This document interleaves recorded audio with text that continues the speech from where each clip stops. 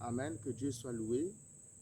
Dieu qui a permis ce temps, qui nous a donné cette opportunité d'être dans sa présence.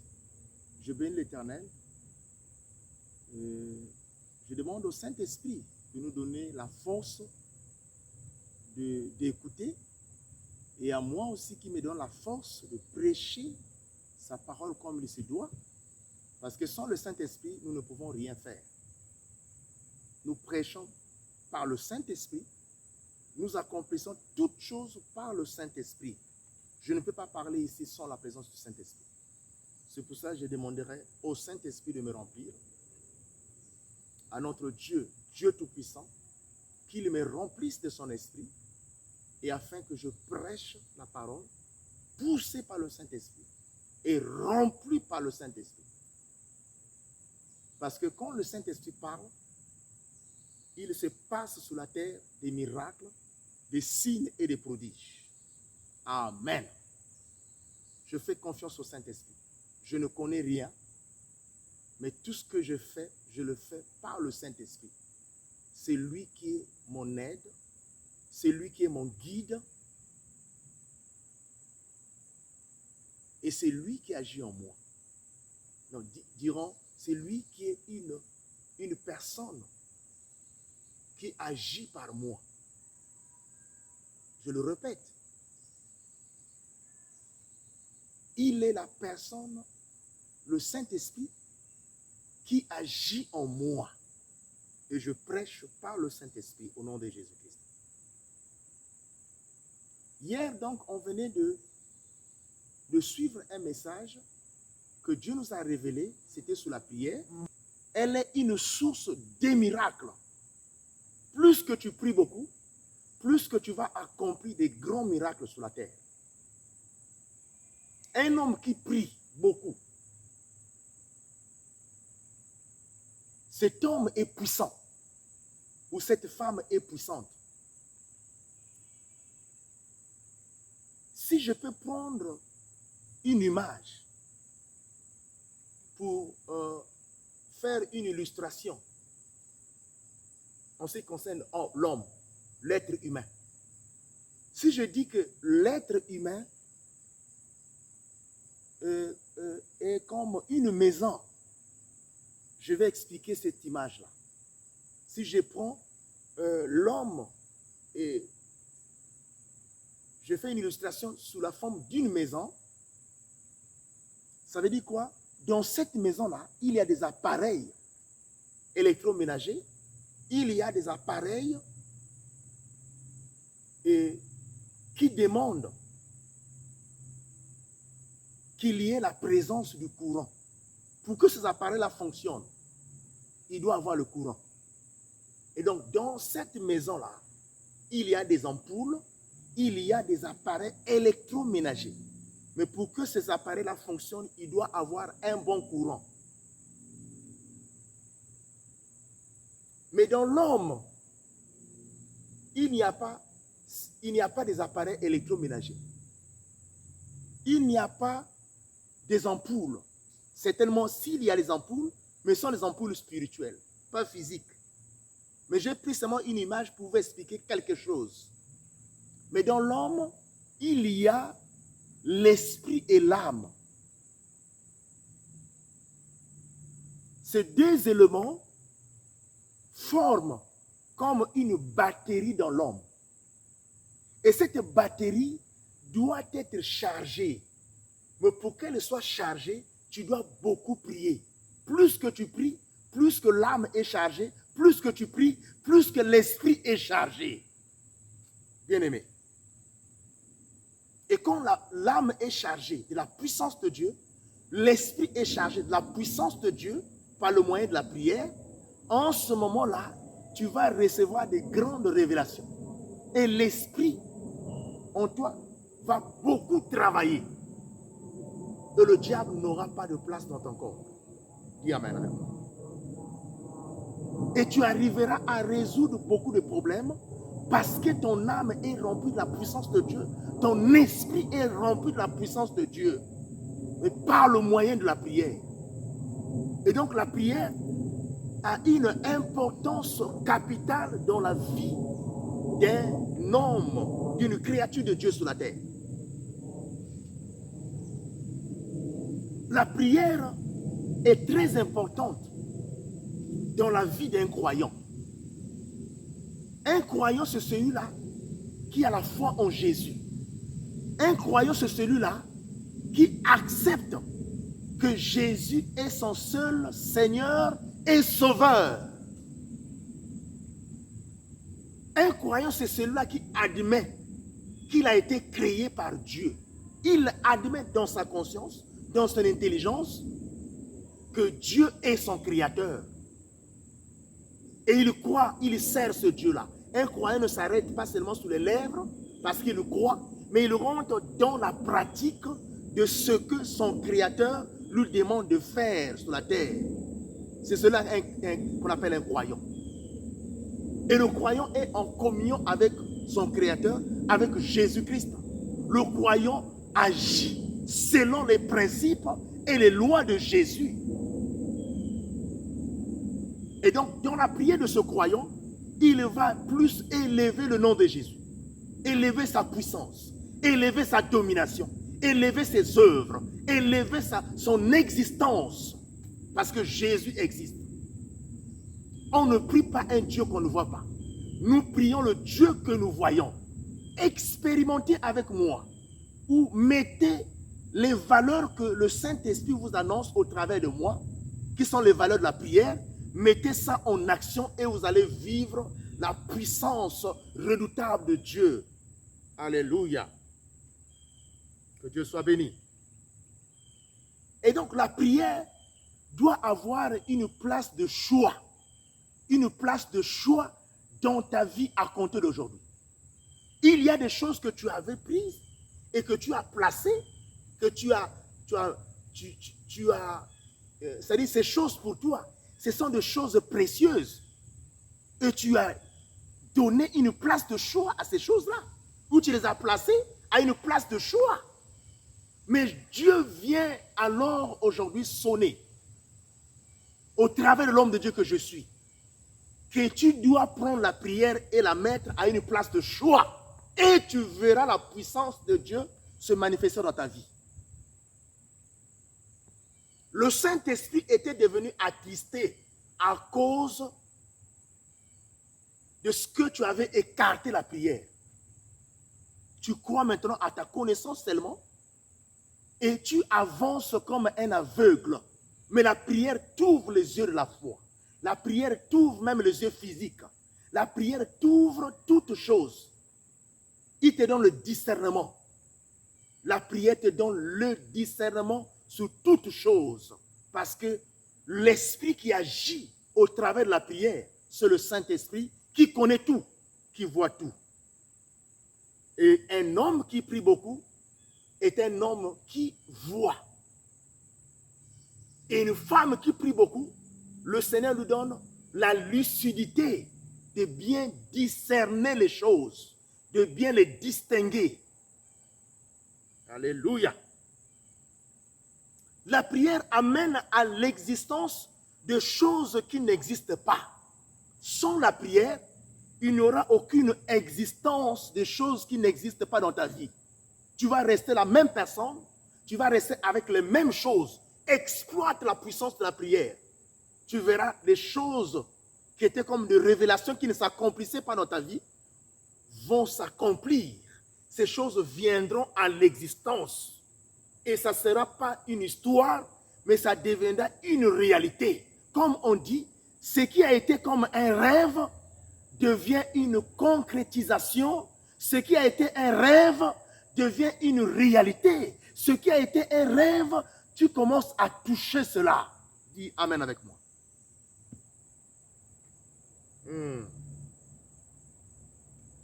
La prière est une responsabilité. On ne doit pas prendre la prière comme ça. Mais la prière est une responsabilité. Tu dois prendre la responsabilité de prier. Parce que même quand tu pries, Dieu te parle au travers de la prière, mais tu dois être responsable. Responsable des consignes qu'il te donne. Responsable des principes qu'il te donne au travers de la prière.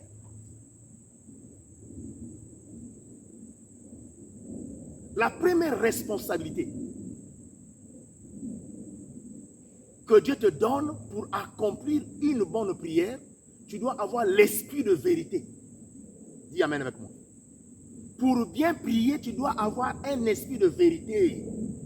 La vérité en soi-même. Tu ne dois pas être un menteur. Parce qu'il y a des gens même qui mentent et des personnes qui mentent plutôt dans leur prière. Comment tu peux arriver à mentir pendant que tu pries?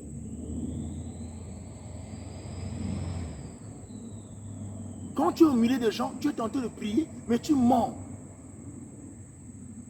Tu pries comme tu n'as jamais prié. C'est-à-dire, cette position que tu utilises, ce n'est pas la position que tu utilises quand tu es seul.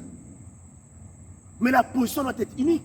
Si tu es debout, tu pries correctement avec les mots qu'il faut à la place. C'est-à-dire, le Saint-Esprit vient te dicter comment prier. Mais ce n'est pas quand tu arrives devant les gens, tu commences à être comme une personne pieuse. Oh Jésus-Christ, tu me vois. Non, tu pries avec ton cœur, tu pries comme tu es. Dieu a besoin de t'écouter tel que tu es et dire ce qui vient du fond de ton cœur. La prière n'est pas seulement un canal ni un dialogue. Mais la prière est une force. Et je dirais que cette force-là, c'est elle qui alimente l'image que je vous ai donnée d'une batterie qui est composée de l'âme et de l'esprit dans le corps de l'homme. Cette batterie est alimentée par la prière. Plus que tu pries beaucoup, plus que le Saint-Esprit travaille, plus que ton âme travaille. Et quand on parle d'une situation de l'état d'âme, il s'agit simplement que si la personne prie, cette personne a une bonne âme. Ton âme est bonne. Mais si tu ne pries pas, ton âme est mauvaise. Parce qu'à l'intérieur de ton âme, il n'y a que les connaissances du diable. Mais une âme de la personne qui prie, à l'intérieur de cette âme, il y a la présence des œuvres du Seigneur Jésus-Christ. Il y a la manifestation des œuvres du Tout-Puissant. Et l'esprit d'une personne qui prie, parce que la Bible dit le corps est le temple. Et dans ce temple-là habite le Saint-Esprit. Mais l'esprit qui est dans l'homme qui prie, c'est un esprit qui accomplit de bonnes choses. Mais bien aimé dans le Seigneur, l'être humain est une combinaison de l'esprit et du corps fait de terre. Donc, l'être humain est une combinaison de l'esprit et du corps qui est fait de la terre. Mais les deux parties doivent être nourries.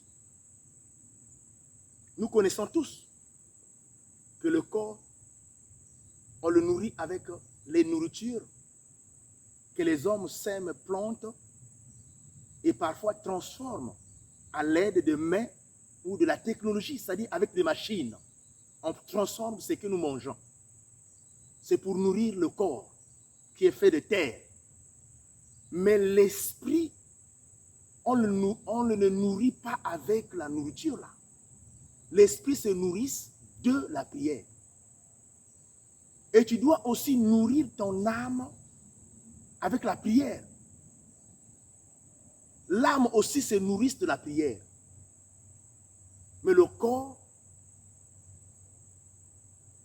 nous le nourrissons avec tout ce que nous vendons dans les marchés, dans les boutiques.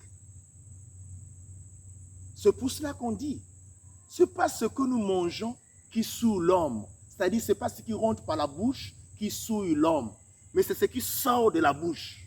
Parce que ce qui sort de la bouche vient de la combinaison du corps et de l'esprit. Non, plutôt, excusez-moi, ce qui sort de la bouche vient de l'esprit. Vient alors du cœur. Mais le cœur qui est commandé par l'esprit. Amen. J'explique ça bien. Ce que nous mangeons, c'est ça qui suit l'homme. Et ce qui rend, c'est pas ce qui, excusez, c'est pas ce qui rentre dans la bouche, mais ce qui sort de la bouche, excusez-moi. C'est une petite erreur. Ce qui sort de la bouche vient du cœur et c'est poussé par l'esprit.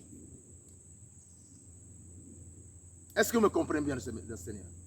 Est-ce que vous me comprenez, mais bien dans le Seigneur? Je suis sur la montagne, excusez, avec l'ambiance de la montagne. Amen. Que Dieu soit loué. Je suis sur cette montagne. Donc, l'esprit est dans le corps. L'esprit, Dieu l'a mis dans un corps de terre. Et ce corps de terre-là est nourri. L'esprit aussi doit être nourri. Mais l'esprit se nourrit de la prière. Quand tu pries beaucoup, l'esprit a de quoi manger. Mais si tu ne pries pas, tu nourris seulement le corps, l'esprit ne mange pas.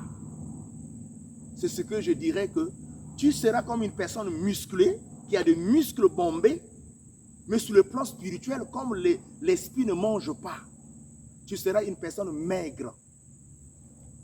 Maigre, je le dis bien. Parce que ton esprit ne mange pas. Est-ce que tu comprends? Je voulais bien t'expliquer cette manifestation ou cette puissance. Comment elle se déroule, comment elle se passe. La puissance de la prière.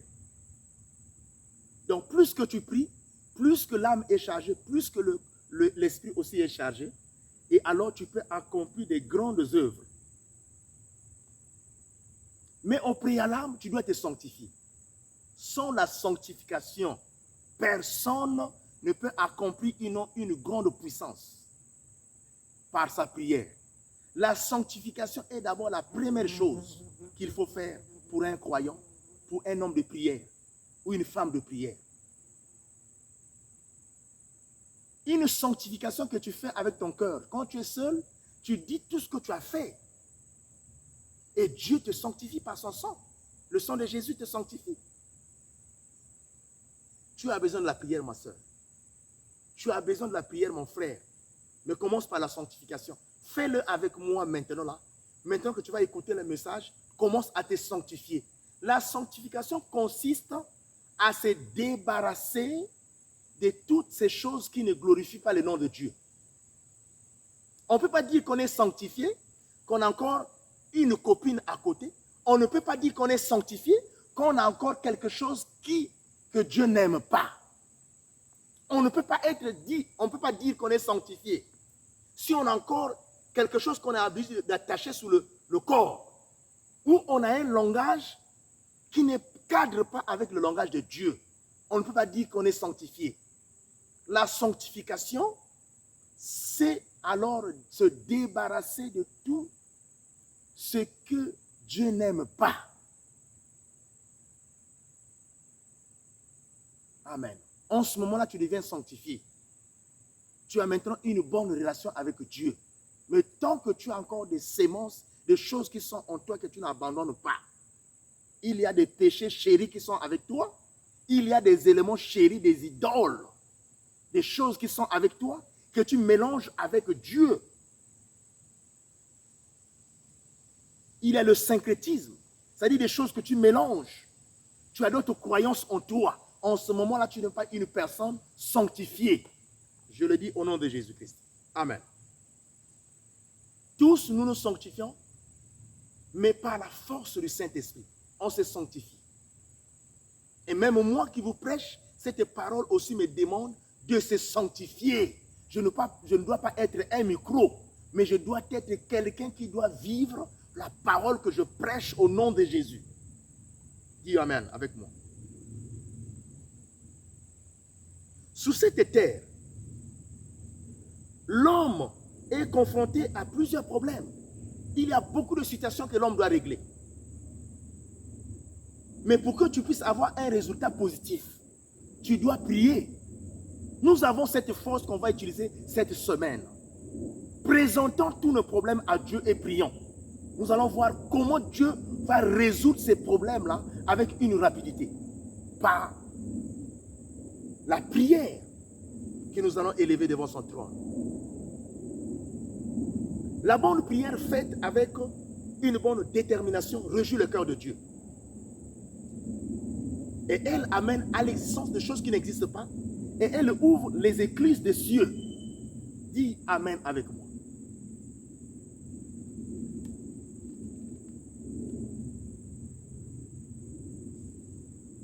Pour faire une prière, une bonne prière, tu dois être sincère avec toi-même. Sincère avec Dieu. Sincère avec le Saint-Esprit que tu élèves. La sincérité doit exister en toi. Tu dois prier avec un état ou un caractère déterminé.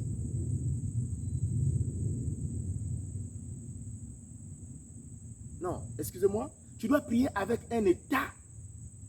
J'allais dire, l'état, c'est-à-dire, tu es en état, tu présentes une position d'une personne déterminée que j'allais dire, excusez-moi.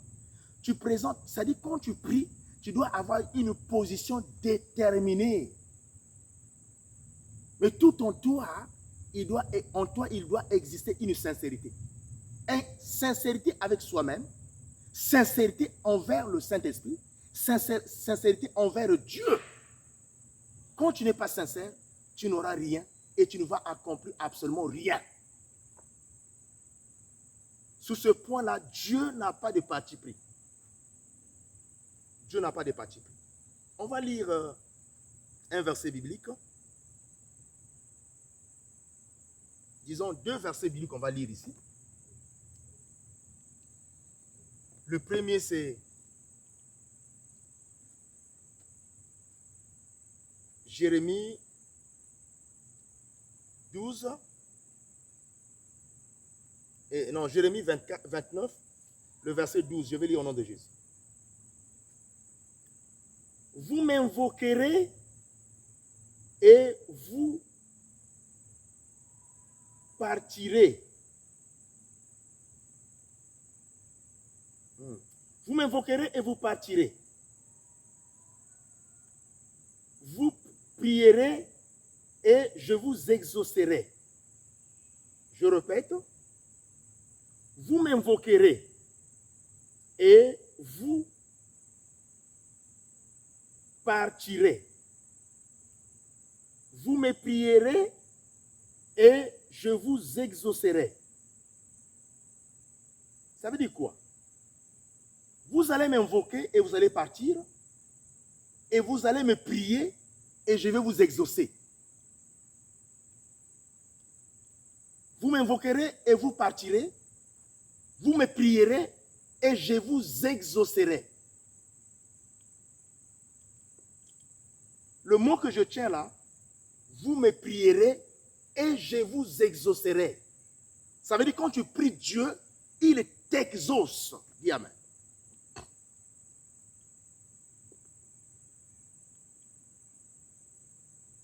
C'est ce qu'on a dit ici. Donc, vous allez invoquer Dieu, il va vous exaucer. Vous m'invoquerez et vous partirez. Vous me prierez et je vous exaucerai. Vous me prierez. Ça veut dire que vous allez prier et ce Dieu-là va vous exaucer.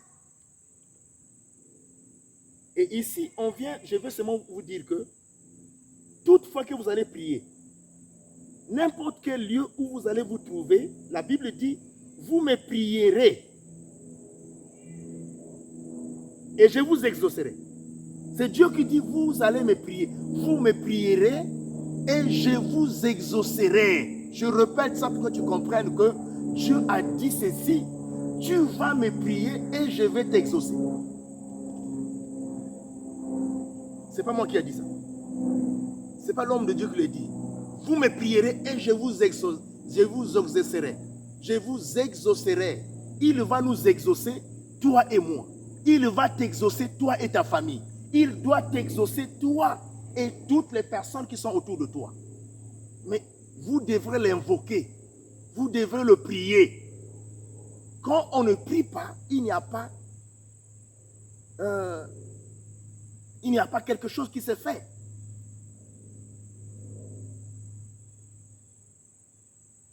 Quand on ne prie pas, on ne voit absolument rien, on ne fait rien, on reste stable, on n'avance pas, on ne recule pas, on est debout sur place.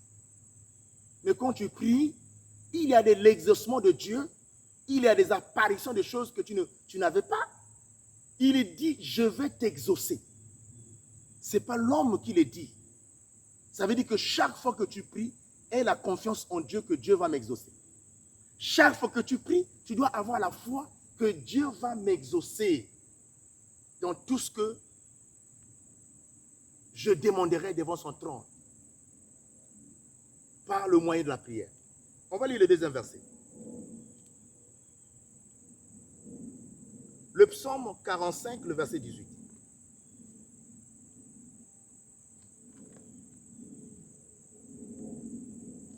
On va aller pas à pas, bien aimé dans le Seigneur. Nous sommes au deuxième jour aujourd'hui. Excusez-moi. Le psaume 145.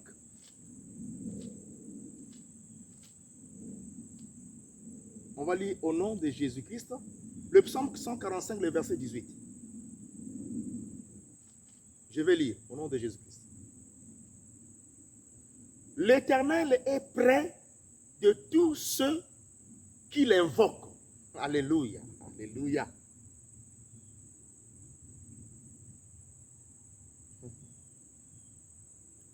De tous ceux qui l'invoquent. L'Éternel est près de tous ceux qui l'invoquent. De tous ceux qui l'invoquent avec sincérité. Dis Amen avec moi. L'Éternel est près de tous ceux qui l'invoquent. Il est toujours prêt. Dieu n'est pas loin de toi qui pries. Dieu n'est pas loin.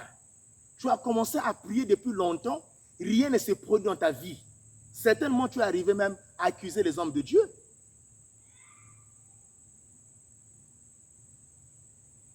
Je priais avec une sœur là. Cette sœur avait l'habitude, c'est-à-dire chaque fois, ce n'est pas une habitude qu'elle avait, mais elle a été imposée par le diable. Mais comment le diable a eu la force de lui imposer une vie qui n'était pas bonne à elle? Et c'est parce que elle-même, au départ, elle avait eu à consulter les forces comme les fétiches, les féticheurs. Elle a eu à mettre sa foi sur des choses éphémères. Elle utilisait des choses qui ne sont pas bonnes. Est-ce que vous comprenez ça? Elle utilisait des choses qui ne sont pas bonnes, qu'elle avait reçues des hommes, des féticheurs, des marabouts. Elle jouait les dzékés et tout cela. Mais elle faisait ça quand elle était encore très jeune. Mais il est arrivé un moment où elle a voulu qu'elle puisse se marier. C'est-à-dire, en ce moment-là, elle cherchait le mariage. Mais aujourd'hui, il y a une chose que vous oubliez. Quand vous venez à l'église, vous voulez tout de suite, quand on prie, que quelque chose se passe dans ta vie. Mais tu as oublié ton passé. Tu as oublié ce que tu as fait dans le passé. Quels sont les milieux que tu as fréquentés? Qu'est-ce que tu as eu à faire? Quels sont les pactes que tu as signés? Qu'est-ce que tu as accepté dans ta vie?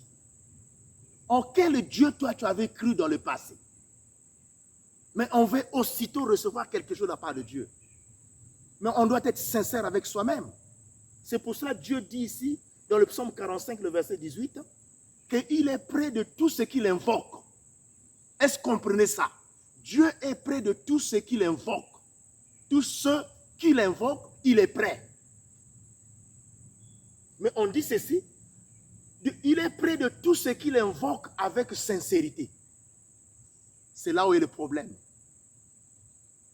Parce que tu es bien aujourd'hui. Tu dis, je vais à la prière. Je vais même à la montagne comme moi ici, que Dieu a envoyé ici là pour parler de sa part. Mais il est question que tu te poses aussi, au fond de toi, une bonne question. Suis-je une personne qui est dans la sincérité? D'abord avec toi-même et la sincérité envers le Saint-Esprit et Dieu. Cette sincérité-là doit alors... non, tu dois exprimer cette sincérité-là en faisant preuve de ce que tu es intérieurement. C'est-à-dire de ce qui est entre toi, au-dedans de toi intérieurement, ou de ce que tu as eu à faire dans le passé. Tu dois faire preuve que tu es une bonne âme et que tu es en bonne posture. Mais pour faire cette preuve-là, il faut que tu te débarrasses pour faire une bonne prière sincère, pour que tu sois en accord avec le verset 18 que je viens de lire, du psaume 145, que Dieu est près de tous ceux qui prient, qui l'invoquent. Ça veut dire qu'il est près de tous ceux qui prient, mais avec sincérité. Donc aujourd'hui, dis avec moi, je vais d'abord rechercher la sincérité. On recherche la sincérité tout en se débarrassant de tout ce que Dieu n'aime pas. Tu dois enlever le petit fil que tu attaches autour de ton corps, que tu dois enlever la bague que tu portes, tu dois enlever tout ce qu'on t'avait donné comme une feuille pour mettre au-dessus de la langue. Tu dois enlever tout ce que Dieu n'aime pas. En ce moment, quand tu prieras avec sincérité, tu es vide et le Saint-Esprit va te charger. Mais il y a des gens qui prient, ils sont déjà chargés. Mais le Saint-Esprit n'a plus de place en toi. Quelle est la place que le Saint-Esprit va trouver en toi pour qu'il te charge? Parce que je disais ici, quand tu pries, plutôt, tu charges le Saint-Esprit. Je viens bien recadrer les choses.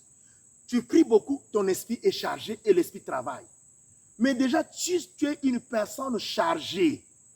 D'ailleurs, le Saint-Esprit n'aura pas de place en toi parce que le Saint-Esprit sera triste et aussi, tes prières ne vont pas charger l'esprit. L'esprit n'est plus là, il n'est pas dans ton corps, il n'a pas de place. Et les prières aussi sera comme un tam-tam qu'on est tenté de jouer. Et Dieu ne sera pas près de toi. Dieu est prêt, il respecte ses principes. Il est derrière sa parole pour l'accomplir. Toutes les paroles qui sortent de la bouche de Dieu, ces paroles sont des lois. Mais Dieu ne peut pas violer sa loi. Il accomplit, il respecte légalement et religieusement, il respecte cordialement sa loi.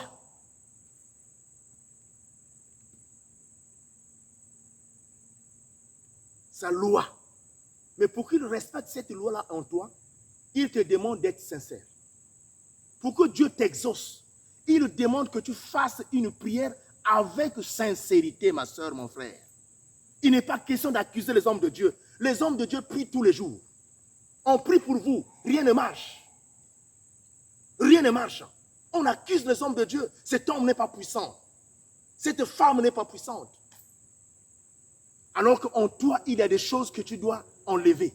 Tu dois te débarrasser de ces choses. Écoute la parole de Dieu. L'évangile te dit ce soir. Enlève tout ce qui n'honore pas le nom de Dieu. Enlève tout ce qui t'empêche de bien prier. La Bible dit, si la main t'empêche, te pousse dans le péché, coupe cette main. Si c'est l'œil, il faut creuser cet œil. Si c'est le pied, il faut couper le pied. Ça n'est pas dit qu'il faut couper le pied ou creuser l'œil ou couper la main. Non. Ça veut simplement dire qu'il faut enlever ce qui t'empêche de bien prier. Enlève ça et tu seras bien. Et tu seras bien. Donc, à compter de ce soir, mets cette parole en pratique. Tu dois te débarrasser de tout.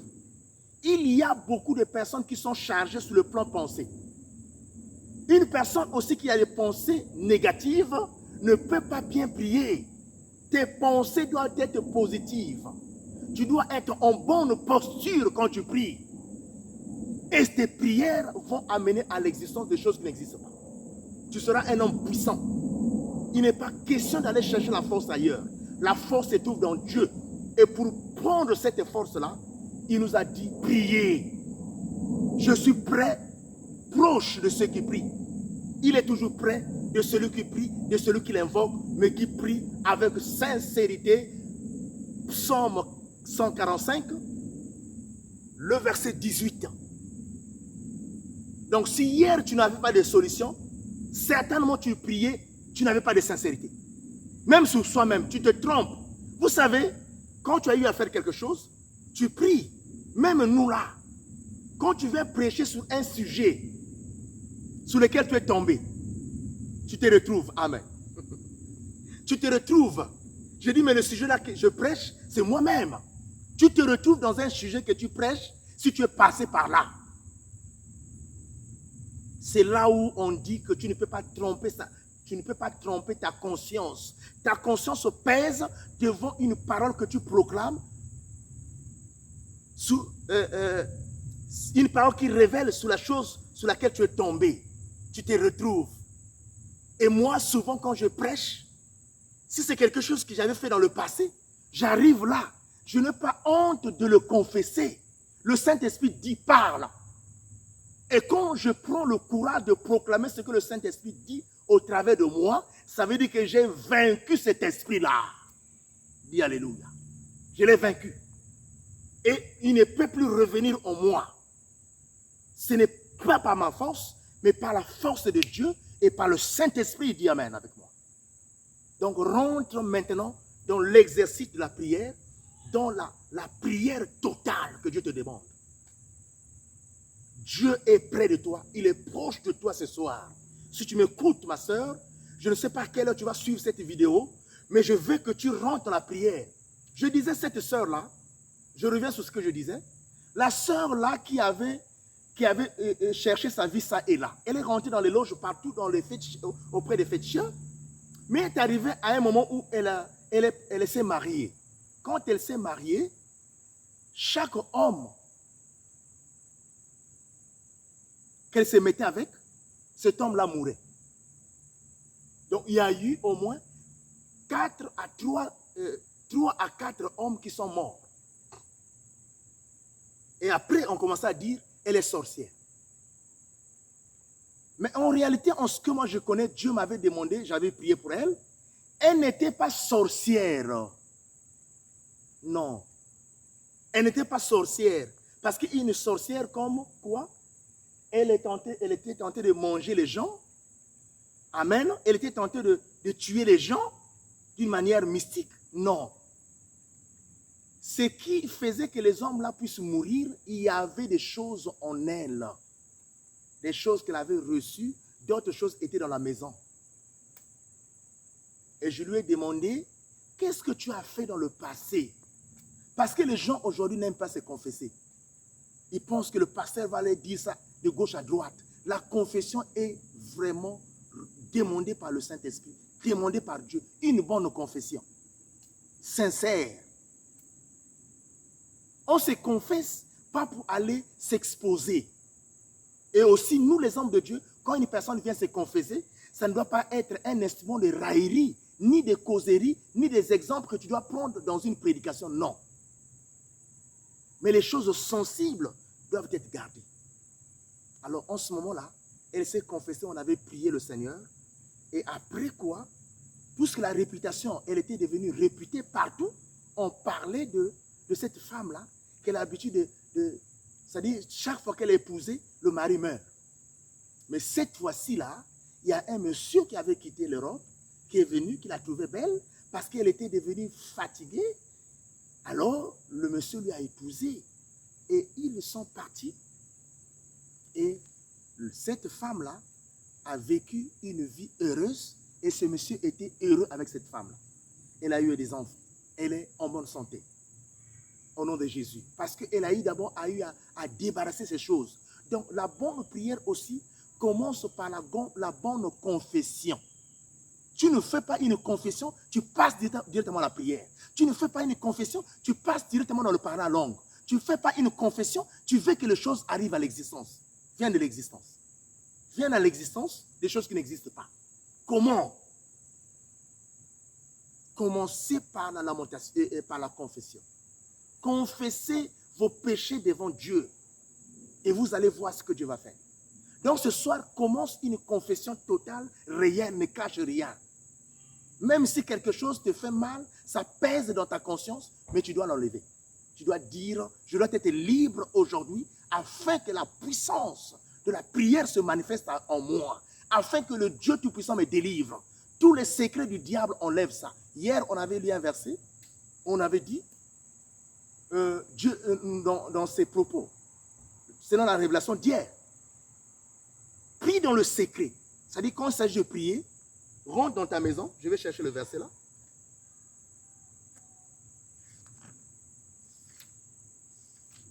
Si je ne le trouve pas, vous allez fouiller ça et vous allez suivre la première partie, vous allez comprendre. On avait lu ce verset-là. Mais je vais prendre seulement le mot de ce verset.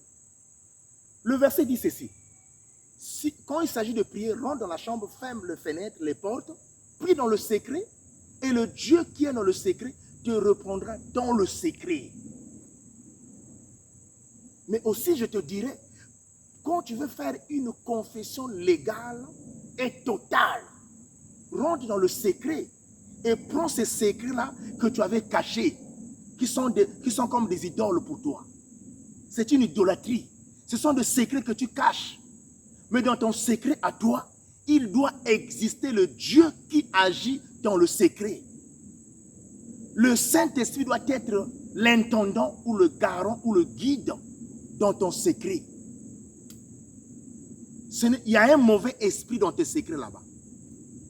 Il y a une personne qui est dans tes secrets, une force contraire, une force qui n'est pas la force de Dieu, qui se trouve dans tes secrets. Et dans ces secrets, ce sont tes secrets que tu caches, qui commencent à pourrir aujourd'hui. Les secrets là commencent à dégager. C'est pour cela que ta vie ne marche pas. Change tes secrets. Tu dois confier tes secrets à Dieu. Et Dieu, dans ce secret-là, va te répondre dans le secret. Rentre dans le secret. Rentrer dans le secret de Dieu, c'est de se débarrasser de tout ce qui est secret du monde de ténèbres qu'on a reçu. Chaque personne a un secret. Je ne peux pas me dire le contraire. Mais aujourd'hui, débarrassez-vous de tous les secrets du diable. Et vous allez voir comment l'Éternel va vous faire rentrer dans son secret. Et vous allez vivre ce qui est du secret de Dieu, que l'homme ne peut pas toucher, l'homme ne peut pas voler, l'homme ne peut pas connaître. Et dans le secret de Dieu, les choses, ce sont des choses surnaturelles, des choses qui vont surprendre les gens sur la terre. On a dit tout sur toi, mais quand tu rentres dans le secret de Dieu, tu rentres de ce secret pas la même personne, mais une personne changée, une personne remplie de la puissance, une personne changée au nom de Jésus. Dis Amen. J'aimerais que tu rentres avec moi dans le secret de Dieu. Dieu doit être le garant de tes secrets. Il doit gérer tes secrets les plus profonds. Et en ce moment-là, tu vas demeurer dans ce secret et tu vivras dans son secret. Dans le secret de Dieu, c'est un secret que quelqu'un ne peut pas ouvrir. Quand tu es dans le secret de Dieu, on ne peut pas t'attaquer. Tu seras fort partout. Dans tous les domaines de ta vie, tu es fort. Rentre dans le secret de Dieu. Il y a un seul principe, c'est d'abandonner le mal pour que tu rentres dans le secret de Dieu. Dieu veut aujourd'hui gérer tes secrets. Il y a des secrets qui ont pourri avec toi. Et quand le secret ont pourri, ça commence à dégager sur ton corps. Ça commence à amener une décomposition. Il y a des personnes qui se décomposent à cause du secret que tu avais gardé quelque part. Le secret là que tu ne fais. Il y a même des hommes qui vivent dans le foyer, c'est-à-dire une femme qui est dans un foyer, mais qui garde le secret à son mari. Il y a un homme qui est dans le foyer, mais tous partent à l'église. L'homme garde le secret pour sa femme et la femme garde le secret pour son homme. Dites-vous les vérités. La sincérité doit être votre caractère de ce soir pour bien prier. La sincérité doit commencer avec toi dans la confession, dans la repentance.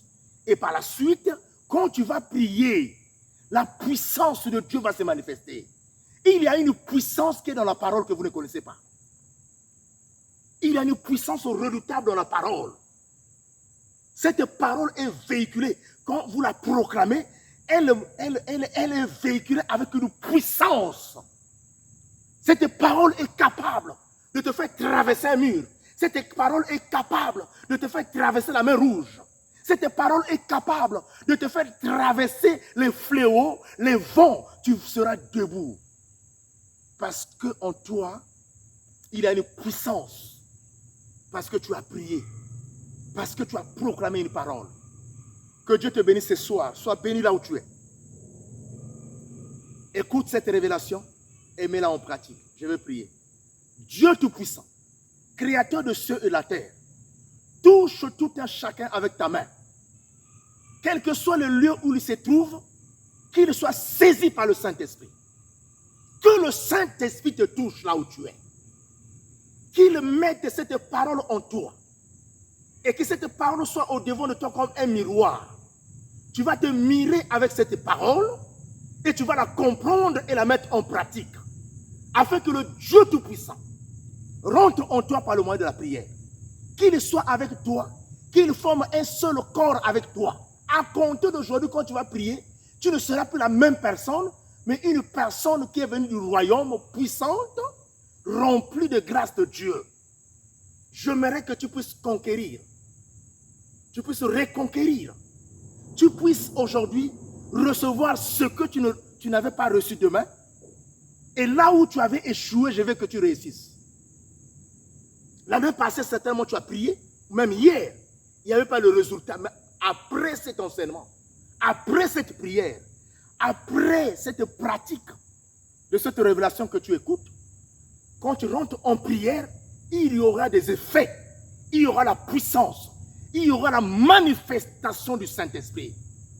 Prie avec conviction. Tu peux te mettre à genoux, tu peux être debout. Que l'Éternel te bénisse, qu'il te comble, soit rempli du Saint-Esprit et soit baptisé. Que le nom de Jésus soit pour toi un témoignage vivant au nom de Jésus. Amen.